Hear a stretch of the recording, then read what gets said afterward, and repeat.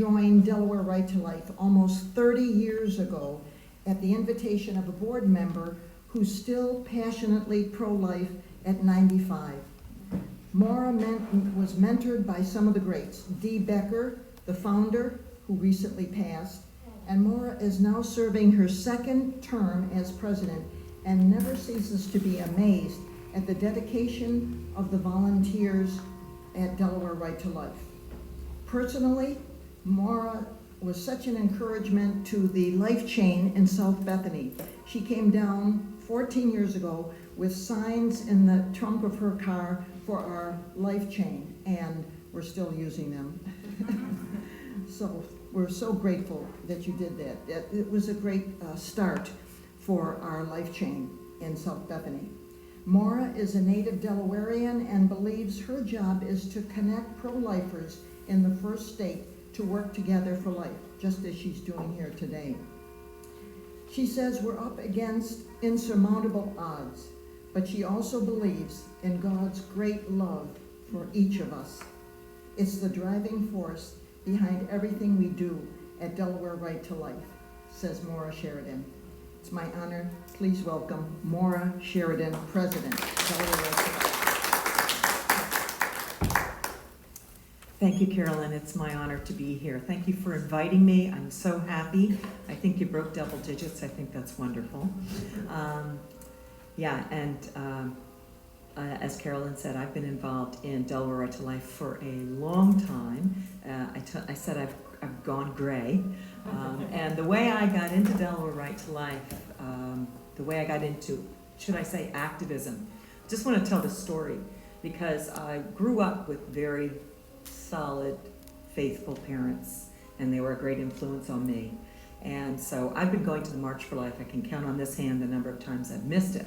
We went to the March for Life right from the beginning, and that's what I did. I went to the March for Life in January, and then I pretty much didn't do anything else, because at that time maybe there wasn't as much to do, but there certainly was a group of people that I was unaware of until I was driving down Concord Pike one October afternoon, and I saw all these people lined up, and you're talking about the life chain, holding signs that says abortion kills children. And I nearly killed myself by slamming on the brakes in the car in front of me. And my first thought was, oh my gosh, there are other people who believe the same thing that I do. And there are a lot of them.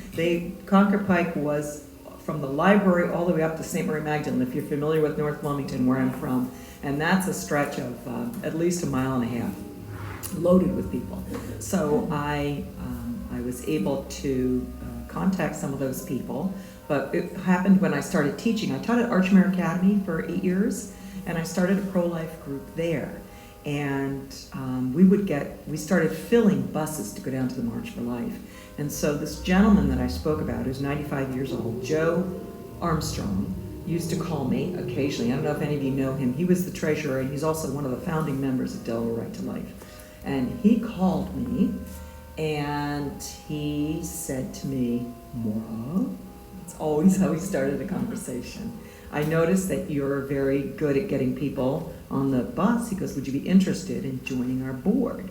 And at that moment, something clicked in me. And the click was, you've talked a lot about pro-life, and you've done these few little things. Now it's time to take action. Now it's time to put your money where your mouth is and get involved in a larger way. And that was the kick I needed. And I feel like almost everybody who gets involved in it needs to be pushed, prodded, poked, and absolutely almost slapped across the face. And they need to be given a job to do. And they need to be made indispensable in the organization. And that's how you get people.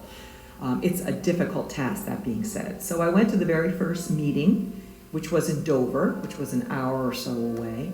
And I was a teacher at this time, and I was in bed by 9 o'clock at night, and so that wasn't happening that night. Long story short, by the results of that first meeting, I never should have gone back, but I did it. That's another story. But I did, and I kept going, and of course, if you keep showing up, they give you jobs to do. They give you all kinds of things to do. So I started out being in charge of the life chain. That was my very first job, my very first duty and responsibility I was given. And then it went to, okay, now you need to organize the state fair. We need volunteers for the state fair every year. That's going to be your job. And then pretty soon it was all these different things. And to this day, I'm the world's worst delegator. So if you can find people who help you and do a good job, don't ever let them go. Don't ever let them go. I have some good people on Delaware Right to Life's board right now, and that makes life a lot easier for me.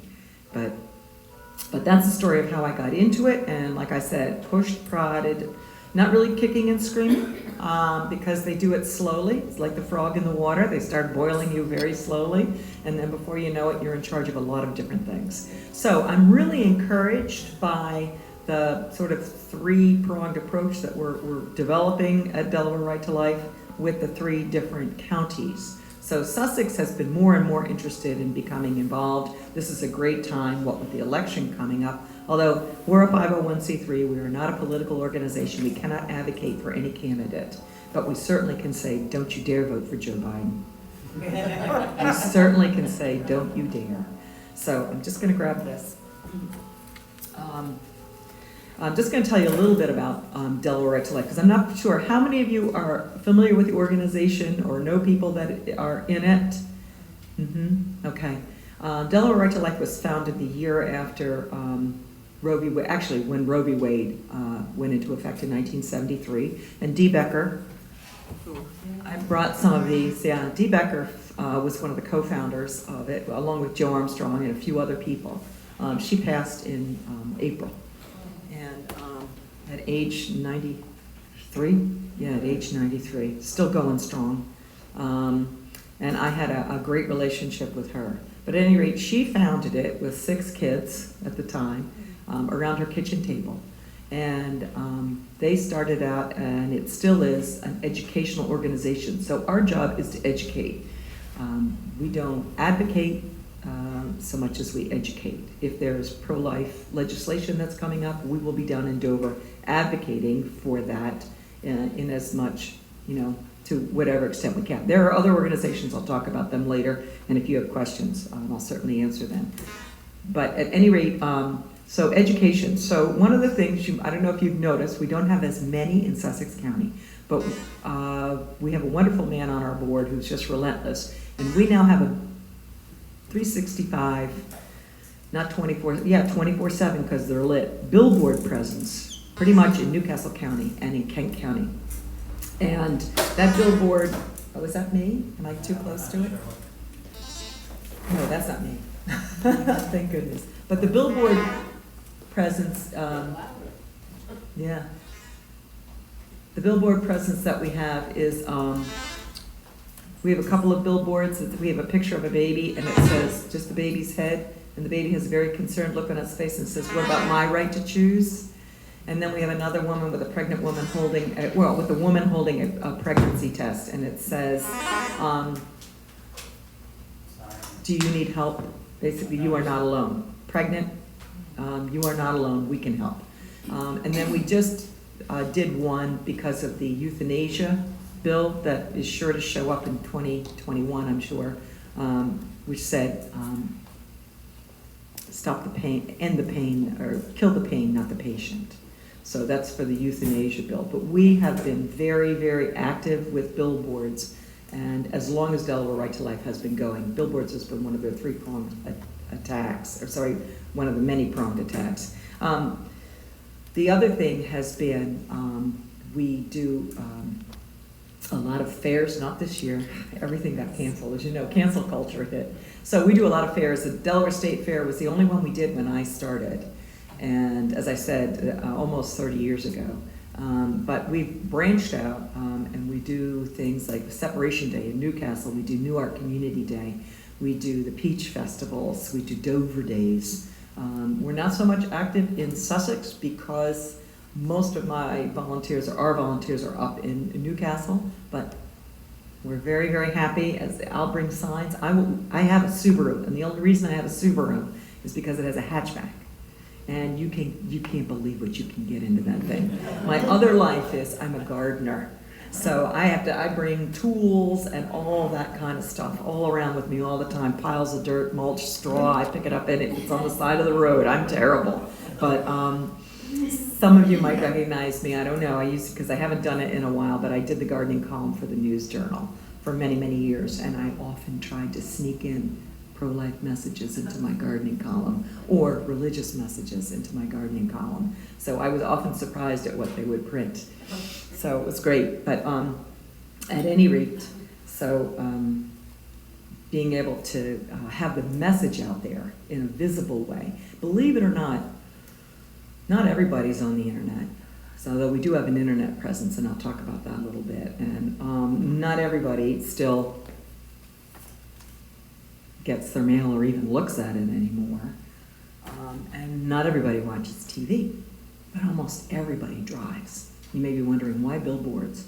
Because you are stuck in traffic a lot, and we try to choose billboards where you're going to be stopped at a light, and you're going to have to look at that billboard for the 60 seconds. You know, if you're lucky, it's right there. You can't miss it. So I've gotten some very interesting responses via the phone, you know, on our billboards and things like that. And 3 years ago at our banquet, we had a woman, I played for everybody, I played a message from a woman who called us and said, I just wanted you to know, it was the Pregnant You Are Not Alone billboard.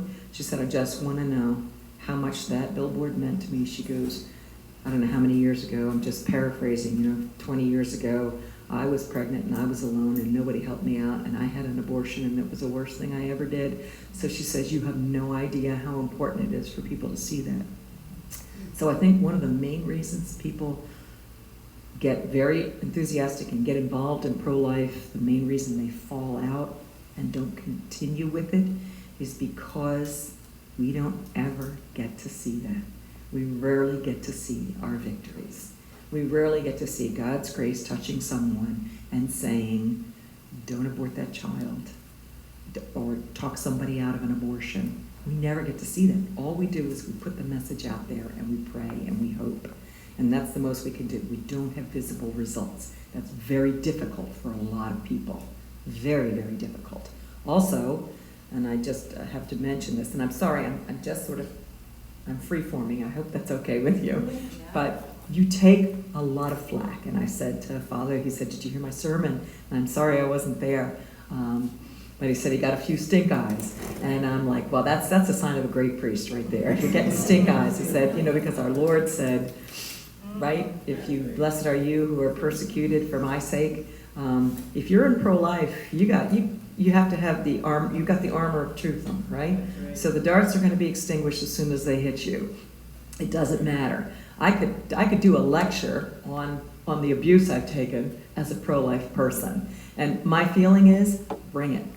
You bring it, babe, because that means that I've touched a nerve, or you know, the message has touched a nerve. The message is getting through, whether they don't want it to get through, but it's such an important message, and it is virtually ignored, as you know. We are not hearing it except for brave priests every so often who get up and do preach. But the beauty of the message is what we can never forget, because I know that all of you are driven by bringing this message to people because you love our Lord and you want to do his will. And you don't want any soul to be lost. And that's a driving force. And if you have that, you are virtually invincible. You are virtually invincible, because the message that we're giving people is a difficult one. We do a lot of, we used to do them more often, but we do Face the Truths, where we go out and we have pictures of the developing baby, and then we have pictures of abortion. Because Father Frank Pavone, who's the head of Priests for Life, says if you don't see abortion, how can you oppose it? And so that, believe it or not, that turns a lot of people when they see that for the first time and they understand what exactly an abortion is and what it does to a child. They can never unsee it. And it's on their consciences. It's in their minds. And so we've done that for a long time. And I do think it is a valuable, in the right place, in the right time, it's a valuable tool to use, because that's the only reason we're in this. For the love of God, yes. For the love of souls, yes. But for the children who suffer a brutal and savage, violent death. And that needs to be told. That cannot be ignored. That cannot be pasted over with messages of, virtue signaling, for lack of a better choice of words. But that must come out, and people must see that. So we've done that, and I'm thinking of resurrecting it as we used to do it as a monthly thing.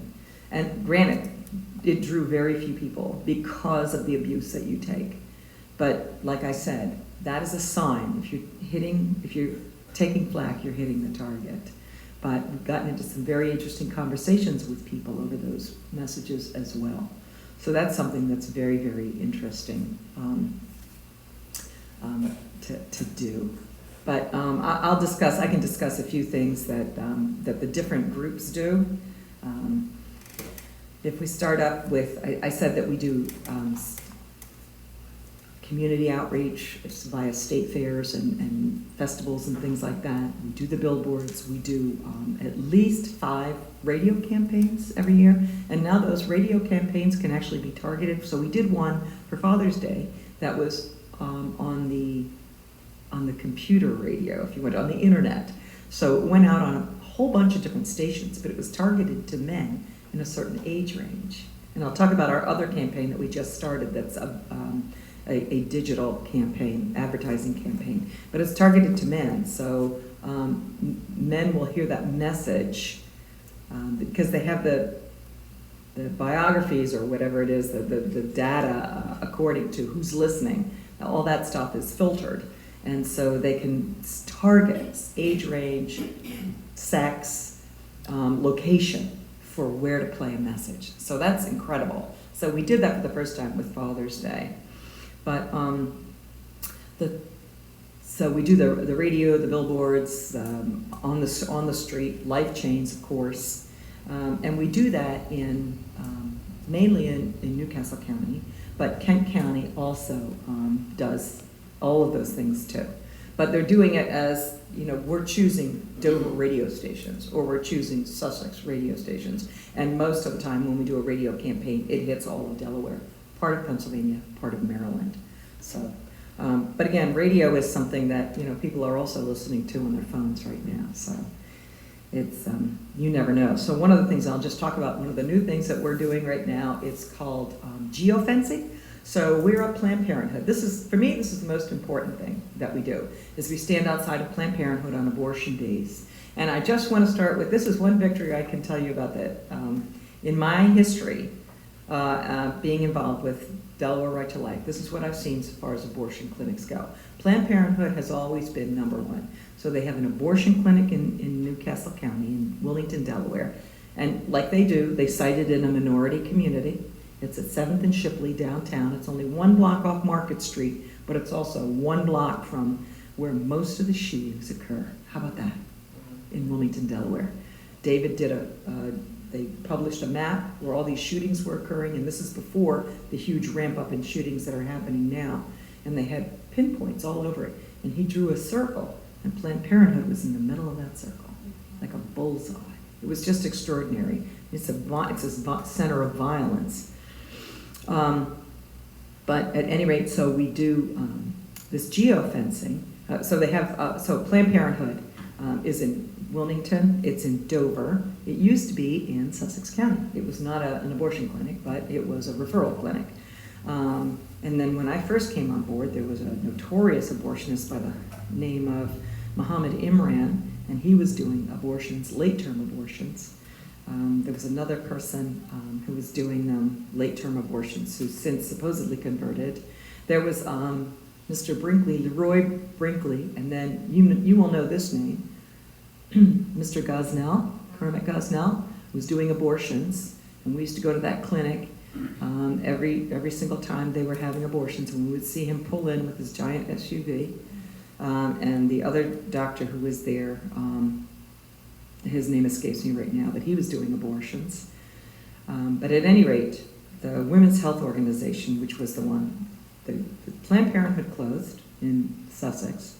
Then the Women's Health Organization, which was out on Route 4 in Newport, we would be there at 6 o'clock in the morning on abortion days. They closed. Imran's clinic closed. His daughter took it over, but doesn't move to New Jersey. So that's gone. You all know what happened to the Atlantic Women's Medical Services where Kermit Gosnell was. You all know what happened to that. That closed the week before the story broke in 2011 that he was doing illegal late-term abortions in Philadelphia. And that closed. And then we had a gentleman by the name of Stephen Chase Brigham. Does anyone know that name? Stephen Brigham is another notorious abortionist, so notorious that the New Yorker did an article on him saying, why is this man still in business? The New Yorker magazine. They would never print that now, although this was in 2014. You should Google that article, New Yorker, Stephen Chase Brigham, and you should read it. And it's about all the abuses that this man has perpetuated on women. He was discovered to be doing illegal abortions actually in Elkton, Maryland in 2010. And they raided his clinic, and guess what they found? What they find, it seems when they raid all these abortionist clinics, they found babies in plastic bags and tubs and freezers all over the place. Same thing that they found with Gosnell, same thing they found with that abortionist who recently died, and they found him in his house and in his car, if you recall that. And just a real quick side note, the number one reason for that is because the abortion industry has a more and more difficult time disposing of bodies. And abortionists are notoriously cheap and greedy, and they don't want to pay for someone to come in and pick up the bodies. So at any rate, that's a side note. But at any rate, Stephen Chase Brigham came to Wilmington, Delaware in 2014, and that lifeline that you showed me, I think has an article in there. At any rate, we found out by a random internet search that there was a new abortion clinic in town, and we found out through doing all this research through how it was filed that he was there doing abortions, and David and I went and we picketed. We found out who owned the office. We went, and it was a dentist who owned that office, who had leased it. We went to where he was practicing his dentistry with our signs and said that this gentleman supports abortion. He would not meet with us. We had called him, and he would not meet with us. But when we went to his business and we picketed, he was out there. We got a call the next day, please come meet with me. I want to talk to you. I'm not for abortion. So by staying in contact with him, we were able to ultimately attend a court hearing that his wife had taken for his non-payment of rent. And that's why he left. But he left. But we also had incurred the wrath of everybody else who was in that medical facility building right there in Trolley Square, because we were out there every abortion day picketing. And the other people who had, there was a legitimate dentist there, there were other doctors' offices, and they did not like us being out there, and there was a lot of tension inside that building. And so at any rate, that was gone. So that is 1, 2, 3, 4, 5 abortion clinics that we've driven out of Delaware. So what is left is Planned Parenthood, the only show in town. Planned Parenthood, I could, talk about that forever and a day. Planned Parenthood, Delaware still has a horrible reputation. As long the facts and figures from the Delaware Health and Social Services, Delaware used to be number 3 in the rate of abortion. And that's the number of women per 1,000 who get abortions. So we were number 3 in the nation after New York City and Washington, D.C. And in New York City, more black babies are aborted than are born, and the same in Washington, D.C.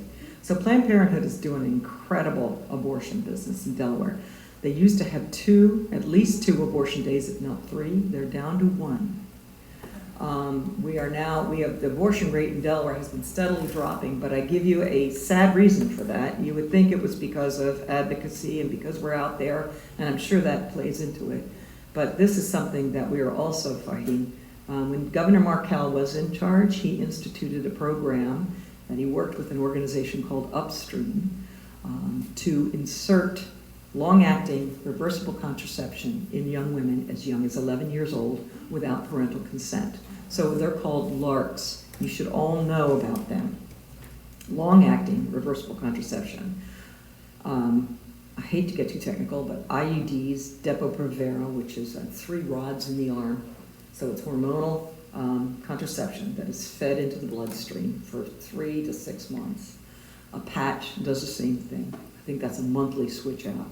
In other words, because these young ladies were so remiss at taking a daily pill, and because they were usually getting their pills, their Planned Parenthood, their contraceptive pills from Planned Parenthood, which are notoriously low quality. They're low dose estrogen, progestin, birth control pills. And so they were becoming pregnant, which is actually part of their plan. First you sell them sex education. When they get them as young as 5 years old, Planned Parenthood is in all the public schools. Then you sell them contraceptives that do not work. Then what do you sell them?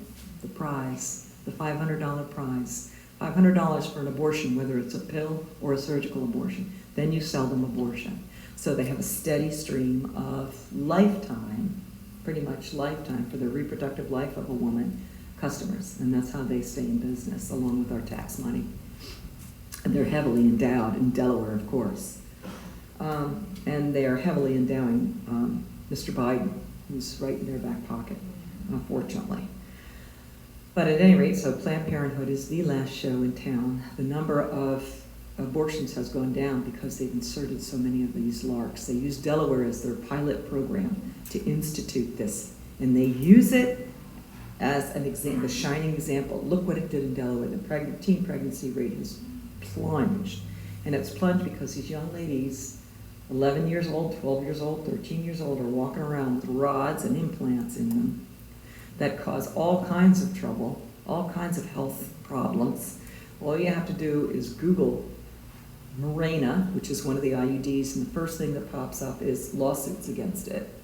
And then if you go to a medical site and read the reviews, you could spend hours reading the effects that these have on these women that are horrific. So, at any rate, Planned Parenthood is the last show in town in Delaware. It's in Wilmington, 7th and Shipley, so we're there on Tuesdays, abortion day. The abortionist is a young woman who's all she's done. She graduated from Jefferson, and she went straight up to New York City and trained at an abortion training institute. And she just trains people to do abortions. And she says she's a family doc, so she's not even an OBGYN.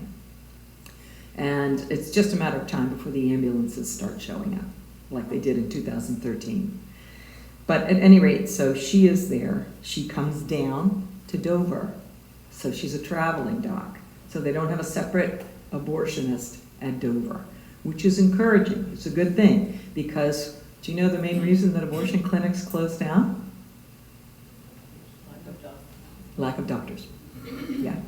It's a lack of people who are willing to do abortions. And that's a good thing. And then plus the age of the abortionist is just like us. It's getting up there, but it's really getting up there with the serious ones who do the late-term abortions who are notorious and people travel to them. So although we have, one Jack Ames Defend Life, this t-shirt this gentleman is wearing is the Maryland Defend Life, Catholic pro-life organization headed up by my very good friend Jack Ames. Everybody knows everybody in pro-life. Everybody from all over the country, and you can call them right now and they'll pick up the phone. They're that kind of people. I'm in the 2 best fields in the world, pro-life and horticulture. You call somebody, they pick up the phone and talk to you, and they'll talk to you forever because they're passionate about what they do. But at any rate, so Carhart is down in Bethesda, Maryland, doing late-term abortions. And he travels, he comes in by plane every week, yeah. So at any rate, you have to hit them and you have to hit them hard. So showing up for me is 99% of it. You're here, you need to take it out as well. That's the most important thing that you can do. So in Dover, they do abortions on Friday. And it's interesting, since the coronavirus has hit in March, we call them descorts. So the escorts who show up and escort the women in so that they can't get any information from you, because we have information. We have an incredible team of people in Wilmington who shows up from 9 to 11, and they drive up in their gigantic vehicles like mine with a great big hatchback. They flip open those hatchbacks And it's like a whole world comes out of it. So they come out with the signs and they attach the signs to telephone poles. They pop out chairs for people who can't walk or can't stand for a long period of time so they can sit. And they come out with their file folders and their tubs, their plastic tubs filled with literature and information.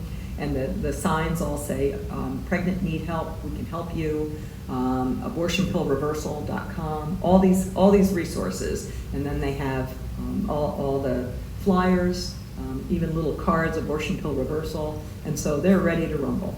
And they're all obviously praying. And so the sidewalk counselors are very, very active. And they're active in Dover as well. And they do not like us one single bit. I read somewhere once that they said that when the anti-abortion protesters are outside or they're out there praying and they're doing their thing, their sidewalk counseling, they can see as much as a 50% cancellation in appointments for that day. And a lot of people just see it and just keep on driving. They won't go in. And then on the other hand, that's where you take a lot of abuse, people going in, particularly the gentlemen.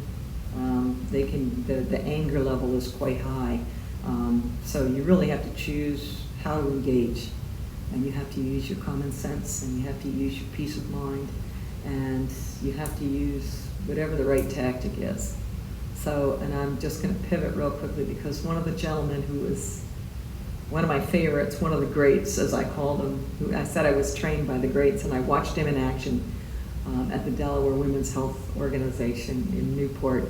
His name was John Riley, and I didn't know much about him. He was an older gentleman, but he would stand out there with his sign, and he always went right for the men, and he'd see them, and he was this high, right? And he would say, "What are you, a coward? What are you going in there? You're supposed to protect life. You're a man. You protect life. You don't kill it. You go after it." And he was relentless. And these guys, I don't know how many of these guys came up to him like this. And I'm sure he did get knocked over. I was never there to see it, but he did get knocked over a couple times. But he never backed down. When he died and I read his obituary, it said right there he was a Golden Gloves. Wow. He could have decked them. I'm sure he could have. He was an amazing man. He was fearless. But he knew to get to the men, you're supposed to protect life. So he went for that jugular. He took risks, but he also had victories. He also had men crying. And he was able to convert people with his particular approach. But I just will never forget that as long as I live. And I remember saying to somebody, "Oh yeah, you didn't know that about Jack?" I'm like, "No, I did not." But you find new appreciation for all different ways of approaching this many-pronged problem. So at any rate, showing up, being at the abortion clinics is very, very important. I don't know how far it is for you to go to Dover, but you might want to carve out time and say, okay, I'm going to go once a month on a Friday. And those people are amazing. They're just, you get into pro-life, and it's funny because all my friends throughout my life, my pro-life friends are my golden ones, my core people. It's amazing just how they're there and how they support you, and that's priceless in and of itself. So other people just, what are you doing that for? Even your own families. I don't know if you face it, but even your own families, they give you a raft of it, don't you? And what are you doing that for? Blah, blah, blah, blah, blah. And I want to say, why aren't you doing it? But sometimes you say that, sometimes you don't. Again, judicious. So obviously we're going after abortion. That's why Delaware Right to Life was founded, to combat abortion. But what do you think are some of the other things that we've had to deal with in the interim, or actually since then? Because this whole panoply of life issues has opened up, hasn't it? It's incredible. If you'll first of all, if you'll contracept your child, then wherever you have contraception. Father Paul Marks, I had the great good luck, the first pro-life convention I ever went to, he was the keynote speaker. And at the time I was, in my career, I taught English and German. And I was teaching German, and I discovered he was German. And so we had this great conversation afterwards. But his speech, I'll never forget it, because he said, wherever you have contraception, abortion follows right afterwards. And so that's what they do. They bring in the contraception, and then you abort a child for the exact same reasons you contracept a child. So it's called, that's why they say the contraceptive mentality. It's already there. Delaware Right to Life takes a position on abortifacient contraception. So the pill is abortifacient, the IUD is abortifacient, the patches, the rods, the implants, they're all abortifacient, and that they kill a developing child by preventing it from developing in the womb. In other words, the child is conceived, it implants in the womb, and in that time period, in those first few days, those hormones starve the child. But at any rate, so what are some of the other things you think we had to deal with? Yeah. Euthanasia. Euthanasia for sure. That's a big one right now. That's a big one. I mean, COVID has blown the lid off that too. What's happening with the our poor elderly people in nursing homes. Child abuse. Say it again. Child abuse.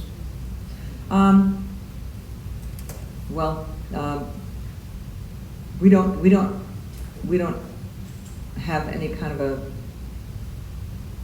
an issue that we're working on that deals with that right now. But abortion is the worst form of child abuse. It's a bumper sticker. Yeah, absolutely. We had a big, I don't know if any of you were around for the cloning bill that came up when A Rose and a Prayer was formed by Ellen Burroughs. It was a nonprofit, and that turned the tide on cloning. Fetal tissue research, that type of thing. So there are all these issues that explode when you allow the death of a child for convenience sake. So we have a list of issues on our website, issue statements that we have. So right now, yes, euthanasia is huge, and oh gosh, I talk a lot. But I just want to hit on that because I do believe it's going to come up again. Representative Paul Baumbach is the driving force on this, but the real driving force is the whole culture of death, of course, right? But the real driving force is all you can do is scratch the surface of any of these issues, and you're going to find a big, huge organizational push that's larger than life. And that organizational push is Compassion and Choices, formerly known as the Hemlock Society, which was a right to suicide, a right to euthanasia, a right to die organization. That's what they use. So in our time, HB 140, as it's known now, has gone through 3 different iterations of name. So it was they first called it assisted suicide, death with dignity, and then they're like, suicide, death, that doesn't bode too well with people. Those aren't good words. So now it's medical aid in dying, MAID. So they're constantly coming up with new ways to try to pitch it. But Compassion and Choices is behind this. So when Paul Baumbach was doing his community Q&As on this, his community meetings on this, we went to as many of them as we could. At least up here, for us in Newcastle County, we plagued the poor man. We would show up in numbers and hit him with questions. And a lot of times we outnumbered the people who were there for it.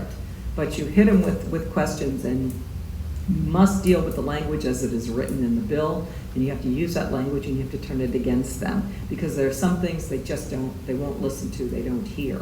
But if you say, well, what's going to happen when you get sued for X, X, and X? That as soon as they hear you get sued, we had a young woman who's on our board who is a lawyer. She is no longer practicing, but she had the poor man pinned against the wall with all these potential lawsuits, and they were hamana. And that was a very good tack to take. So it helps to do a lot of research, always read the bills. I find people don't tend to read the bills. Read that synopsis, that's very easy to do. But when you go line by line, you'll be reading line by line, you're like, oh, you can't believe what they shove in there. You can't believe. It's death and dying, it's between you and a doctor. But if you appoint somebody, they can make that decision for you. So you could have an unscrupulous person who's making a decision that you're going to die because they want your money. And Donna Lettieri, who's in Dover, who if you go up to Planned Parenthood, on a Friday, you will most likely meet her, and she has a pistol. She notoriously said at the last hearing that they had on this medical aid and dying bill, she goes, what if the person who is terminally ill has been having an affair and his wife doesn't want the guy around anymore? And you can see everybody's hair went back like this at the meeting. It was priceless. But I'll tell you what, she struck a nerve because she introduced the idea that an unscrupulous person could have control over your life. And that was written into the bill. And they better not pass it. People do not want a bill like that passed. If they think that somebody can kill you for your money, bada bing, bada boom, they're going to protect their money. So you have to go with what is going to resonate, unfortunately. So when they go low, you got to go lower sometimes. I shouldn't say that, but at any rate, so we are working on that. We did. There's a wonderful movie if you want to school yourself on this issue. That it's a documentary. It's extremely well done. We showed part of it. We had the person who did it. It was featured in it at our annual banquet last year, and his name is Alex Schadenberg. But the name of the movie is Fatal Flaws. It's a documentary, and you should be able to find it just about anywhere. You can order it, or sometimes it's on Amazon Prime. You can watch it. But it's called Fatal Flaws, and it goes into great detail. And two of the people, unfortunately, who have the most powerful testimonies have since died natural deaths, thank goodness. Because the one man fought for himself, and the other woman, her mother, fought for her. But those stories are amazing. And a lot of times, those stories resonate very, very strongly. So I strongly recommend you doing that. So euthanasia, we're going to be gearing up towards that, and I need to find a way to what we'd like to do is compassionate choices is in all the nursing homes. Their literature, their ideology, and that, don't you think that trickles down to the people who work there? And don't you think that we're seeing the fruit of that right now?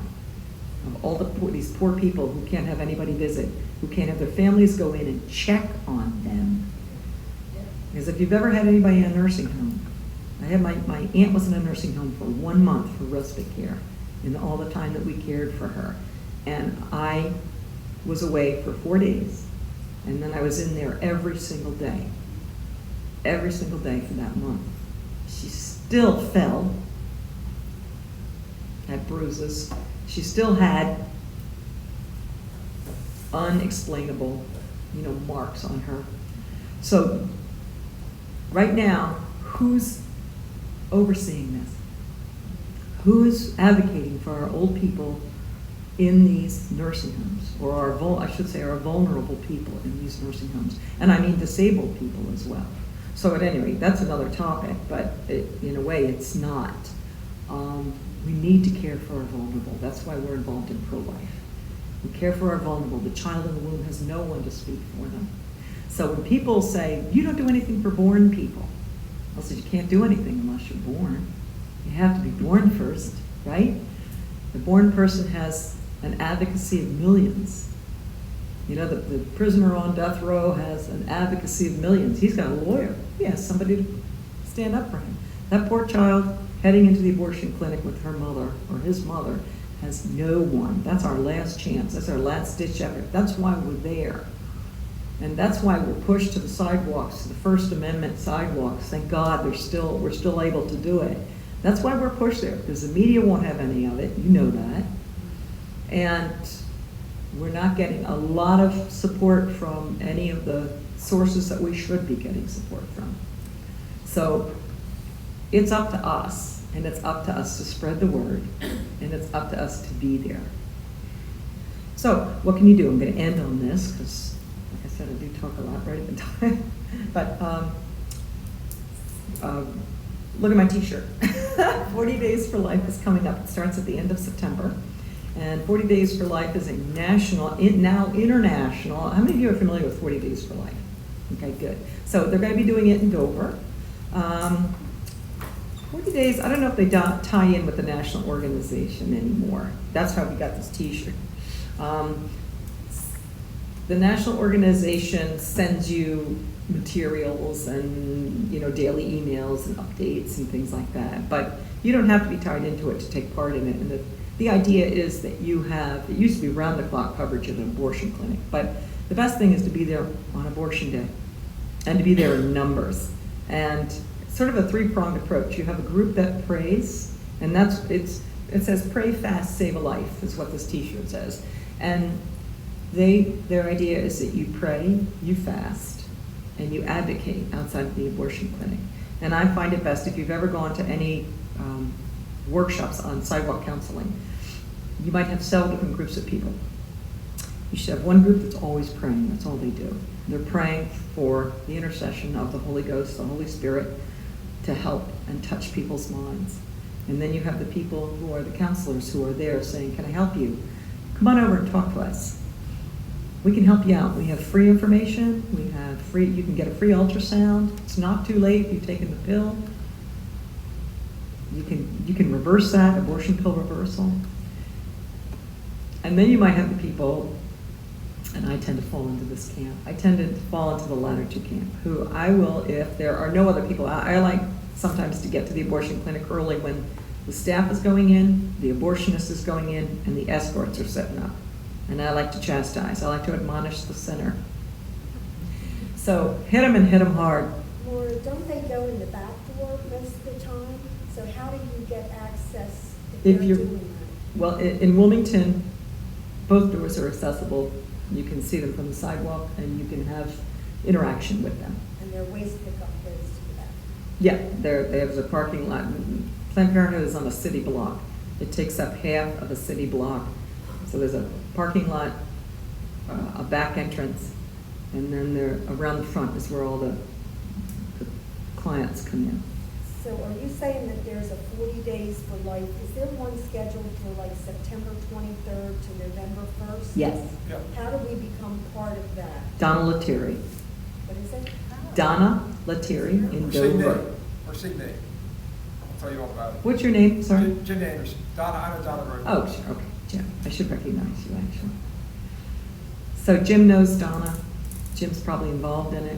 I've been up Yeah. Dover several times. Mhm. I've witnessed a save there. That Yeah. is so inspiring. Yeah. I tried to do it myself and I couldn't. Yeah. Two of the ladies came over and the place next door was closed that day, pregnancy center, and they took her up to the pro-life OBGYN next to her. Right. And her and her boyfriend went up there and they came back 20 minutes later, she said, I don't have my abortion. Deo We all gratias. cheered, we all applauded. Yes, And it really makes you feel good. it does. And you only need, we're pro-lifers. You throw us a crumb every so often, we'll be happy, right? If that crumb is a life, it's priceless. Feeds you forever. So the 40 days for life is a big thing. It's pro-life activism in word and deed. You're out there, and it's a very good thing to do. And at first, you may be very reticent about saying anything to anybody, but I call it holy boldness. It grows. I'm the youngest of 8. I've got 6 older brothers. I've never been troubled with saying my piece, or defending myself, or sticking up for the little guy, shall we say, that Kamala Harris is supposed to be sticking up for. So at any rate, but don't let it stop with 40 days because there's a huge drop off. But anyway, she tries to encourage local churches to become involved. So a church might take a day and all their people will be out there. Different groups can take a day, different parishes, whatever, all the way down the line. It's very difficult because, like I said, the results, people don't see results, and so they don't keep with it. It's very difficult to keep with it because it's thankless, and sometimes you take abuse, et cetera, but I'm telling you to rejoice over that. So that's one thing. Our annual banquet is on hold. We usually have a fantastic speaker who informs people on a particular, you like to choose a topic, have them address that particular topic. So we had Alex Schadenberg last year. His whole thing, he founded the Euthanasia Prevention Coalition. He's out of Canada. Great man. Gave a great talk. People, you always know it's a good talk when people are scribbling like crazy. So people got a lot of good information, and he spoke to everybody afterwards, so it was wonderful. But that's on hold. Let me just tell you, I said we do a lot with billboards. I know that Kent County has done a lot with billboards. Different parishes have done billboards. So I don't know what your opportunities are. You don't have as many down here. I do know that. Yes. We do have a billboard at the Success Pregnancy Care Center. Right. Right up there across from Mendy's. Yes. Mm-hmm. Yeah. It's nice to have a pro-life message. It's really nice to have a pro-life message. We believe in Delaware Right to Life is notorious for being left in the dust so far as technology goes.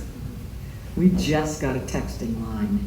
So the woman who was we have it's not an 800 number, but 302-832-9600 is Delaware's number.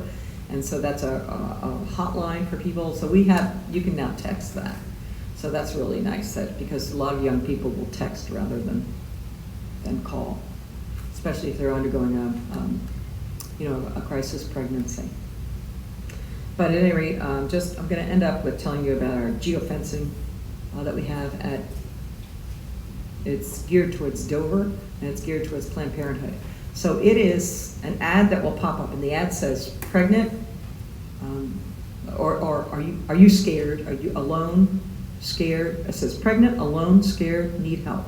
That's what pops up, and it's a woman's sort of face like this. And it pops up on their phones when they're looking at any of hundreds of apps. And it's geared towards women between the ages of 15 and I think it's 38 in the area of 7th and Shipley in Wilmington, Delaware, on Tuesdays between 8 in the morning and 12 noon. That's when they do abortions. That's who the clientele is. And that's the message that we want to get out. So the wonderful thing is, you want results, and I should have brought it with me. Oh my goodness, I did. This is too difficult to see, but this little graph in here, and I have extra copies of this, there's an article about the geofencing. It says geofencing shows results. But that little graph, you can probably see spikes, right? Those spikes in people, it's called an impression, and then it's called a contact. So people make contact with that, they click on it. So that means when they click on that image that comes up, it takes them right to our resource page at Delaware Right to Life, with all the phone numbers for places where you can get help, for pregnancy help, post-abortion help, et cetera, et cetera. But anyway, those spikes correspond with the abortion days. So we are getting results. And according to the media company that we use, iHeartMedia, the media company that we use, the normal impression is something like 0.2% or something like this, and ours is like 0.56, so we're double the rate. So we're very, very happy about it. I mean, it results when you're talking about millions of people, that it may be going out to, the number of people who actually click on. You used to get, what was it, a 10% return on mailings. When you mailed something out, 10%. So if you had a mailing list of 3,000, you'd get 300 people respond. It's now down to about 1% via the snail mail. Yeah. So to get something like that is good in this day and age, with so many things vying for your attention. But that's something that we've gone forward with, and we're looking towards new and different ways of having events that bring people who are not necessarily already the choir pro-life into it. And I'm going to end with the fact that something that we all lamented, we need young people. It's very, very difficult. I don't know if any of you are familiar with Students for Life. Kristen Hawkins, she was our banquet speaker 2 years ago. She was outstanding. And we did have young people there with the help of Nicole Tice's organization, the Delaware Family Policy Council. And she's down here in Sussex. She does a lot of great work, and we work with her on every single one of these legislative issues because she can bring a lot of people. But it's very difficult to get the young people.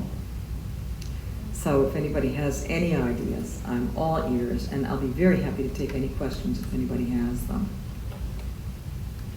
Yeah. How frequent does your newsletter come out, and are we able to get that, sent to us? Absolutely, yeah. Like I said, I have extra copies. It's available online on our website, which is www.derightolife.org. Like I said, extra copies, and the website is on the back. You send them a donation, they'll send you the newsletter too. Oh my goodness, did you say send a donation? Look at that. It's our summer fundraising appeal. I have to say, every time I have to try to come up with a new gimmick. And this was not a gimmick, this was something that came from the heart. Because Dee Becker had just passed, and we often get people send us money in tribute to someone else, in memorial. Sometimes when people die, donate. We don't get too many of them, but sometimes we do. So we had a fair amount of people, so I said, please send a donation for someone you are memorializing or honoring. We have people who never donated before who send in names of people. So my next newsletter is, after I get permission, I'm going to print the names of everybody whose name was sent in as a memorial, because I think that that's a very nice thing to do. But at any rate, this is how we make our money. I guess I'll end on the fundraising pitch. I'm not expecting a thing, but at every single banquet we end on a big fundraising pitch, right? But Delaware Right to Life, I'm proud to say, it's written into our bylaws. We are an all-volunteer organization. So we don't get any funds, we don't get any grants, we don't get any government anything. We have some donors who are very, very faithful to us, but mainly we depend on that Tuesday visit to the post office box. So that's where our money comes from. And God is good. He has, when we have been scraping the bottom of the barrel and we think we're not going to be able to make it, bada bing, bada boom, have faith. I never worry about fundraising. I should, as head of the organization, I should. I realize that. But I just don't. I figure it's in God's hands. He'll help us. He'll take care of us, and he always does.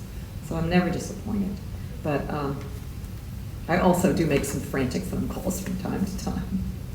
But at any rate, the newsletter, and again, I'm embarrassed and ashamed to say, because when you get elected president of Delaware Right to Life, you also get elected to do most of the PR stuff. So I'm the one who's doing the newsletter. So another one is coming out. I'm working on it right now for a fall issue. So quarterly right now, but we'd love to have it come out more often. Jack has a marvelous newsletter, Defend Life. Is that a magazine? Yes, exactly. Well, he's got good people working for him. Yeah. And he also has a great donor who covers the cost of printing. We do this all in-house on our own printer. It saves us approximately $2,000, believe it or not. That's what it costs to do it. But the toner's almost inexpensive. It's unbelievable. But at any rate, yes, sorry. I do have a question. You're talking about different places where they were talking about abortions and things. What about school clinics? In schools, have they opened up all these clinics now? Yes, they have wellness centers, yes, in all of them. Or is that part of, do they have abortion?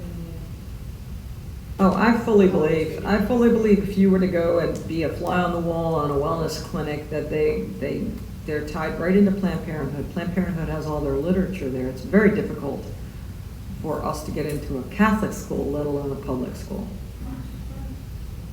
We used to be regular at different places, but I mentioned Students for Life because that's their thing. They go into schools.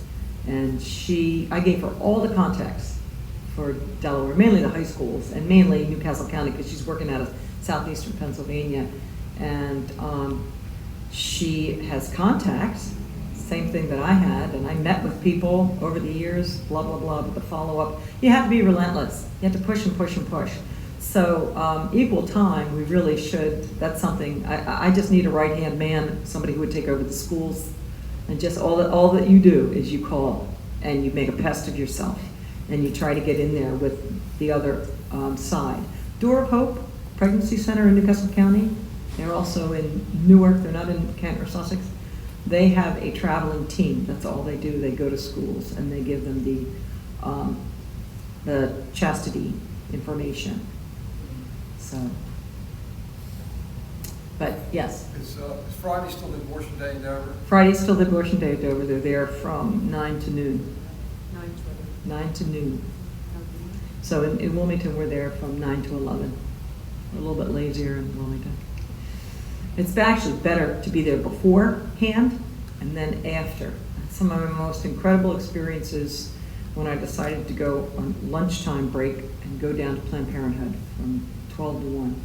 And you would see the girls coming out from the abortions. And you've never seen a sorrier sight. And there is no one there. And Planned Parenthood basically opens the door and does that. They won't let them back in. So it's a very sad sight, but I had girls crying on my shoulder, the whole 9 yards, and that's when you can give them information. Hey, here's post-abortion information. Here's someplace you can call, and there are people who will help you get through this. So you have to minister to them at every end, at every angle. Any other questions? Okay. Thank you very much for having me. I hope I didn't bore you with tears.